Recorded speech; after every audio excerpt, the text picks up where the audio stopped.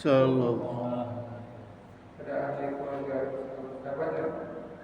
Semoga diberi hadiah kita semua mendapatkan syafaat dari Allah. Ya Rabbal Alamin. Amin.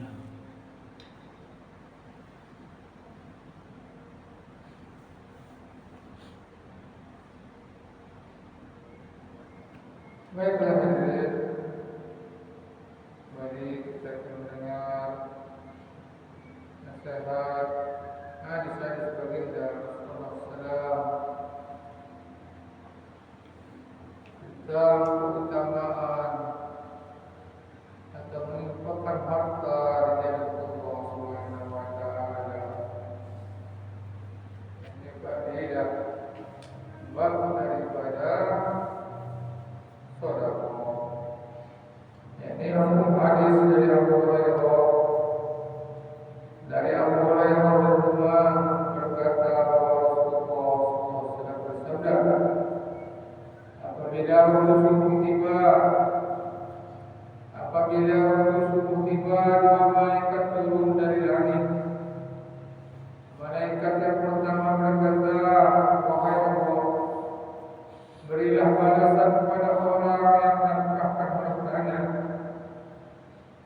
Malaikat yang kedua berkata, wahai Allah, binasakanlah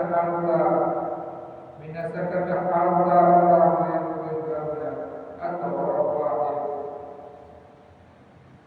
Diulangi dari Abu Hurairah yang berkata bahwa Rasulullah SAW bersabda, apabila waktu subuh tiba, dua malaikat turun dari langit. Malaikat yang pertama berkata, wahai Allah, berilah balasan kepada orang yang menafkahkan hartanya. Kemudian malaikat yang kedua berkata, wahai Allah, binasakanlah harta orang yang bergabung atau orang wahid. Hadis dari atas kedua ayat Al-Quran ke-20. Hadis di atas didukung oleh ayat Al-Quran ke-20 yang mengatakan bahwa Allah Subhanahu wa taala berfirman, apa saja yang dinafkahkan untuk kebaikan, apa saja yang dinafkahkan untuk kebaikan, Allah akan menggantinya dengan balasan berlipat ganda. Masih banyak riwayat yang menguatkan hadis di atas. Abu Darda meriwayatkan sabda Rasulullah SAW bahwa apabila matahari terbit, maka di kedua sisinya malaikat mengumumkan sesuatu yang didengar oleh semua makhluk kecuali jin dan manusia. Wahai manusia, berjalanlah kamu ke arah Allah. Sedikit harta sekadar keperluanmu, adalah lebih baik daripada harta yang banyak, tetapi mengabaikan kamu dari Allah. Apabila matahari terbenam, di kedua sisinya malaikat berdoa dengan suara keras, wahai Allah, berilah balasan kepada orang yang menafkahkan hartanya. Berikanlah balasan kepada orang yang menafkahkan hartanya di jalan Allah, dan binasakanlah harta orang yang bergabung. Hadis riwayat Ahmad. Dalam hadis lain dinyatakan bahwa ketika matahari terbit, di kedua sisinya malaikat berkata, wahai Allah, berilah balasan segera kepada orang yang menafkahkan hartanya, dan binasakanlah harta orang yang menggenggamnya. Riwayat lain mengatakan bahwa di langit ada dua malaikat yang ditugaskan untuk mengucapkan itu saja tanpa tugas yang lain. Salah satu daripadanya menyatakan, wahai Allah, berilah balasan kepada yang menafkahkan hartanya. Malaikat yang kedua mengatakan, wahai Allah, binasakanlah harta orang yang menggenggamnya. Dengan demikian dapat disimpulkan bahwa pagi dan petang bukan suatu waktu yang tertentu, tetapi doa itu terus menerus diucapkan. Pengalaman menunjukkan orang-orang yang menyimpan hartanya biasanya mengalami musibah yang memusnahkan semua harta mereka. Misalnya menghadapi dakwaan pengadilan, kecurian, dibelanjakan secara sia-sia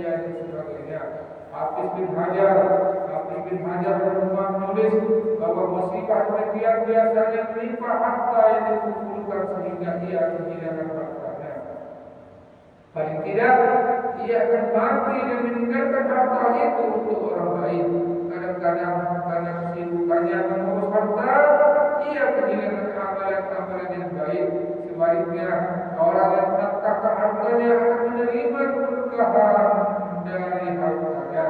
Bahkan dalam sebuah hadis dikatakan bahwa apabila seseorang memberi sedekah yang baik, setelah ia meninggal dunia, Allah SWT akan mengurus harta peninggalannya dengan baik.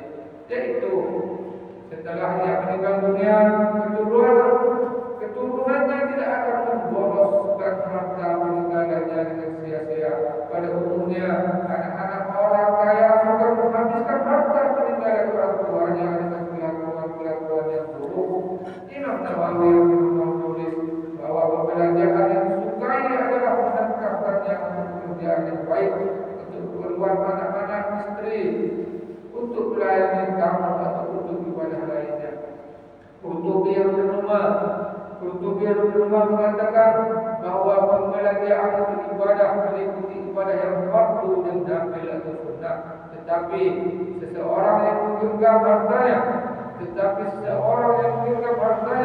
maka akan mendapatkan syafaat Nabi doa malaikat seperti tersebut di atas.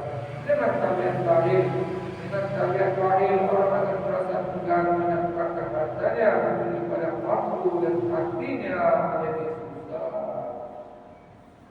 Alhamdulillah. Beberapa hadis berbagi Rasulullah SAW tentang fadilah daripada sedekah. Semoga menjadi tambah hatimu dan bisa diasah disampaikan kepada yang belum mendengar. Subhanallah.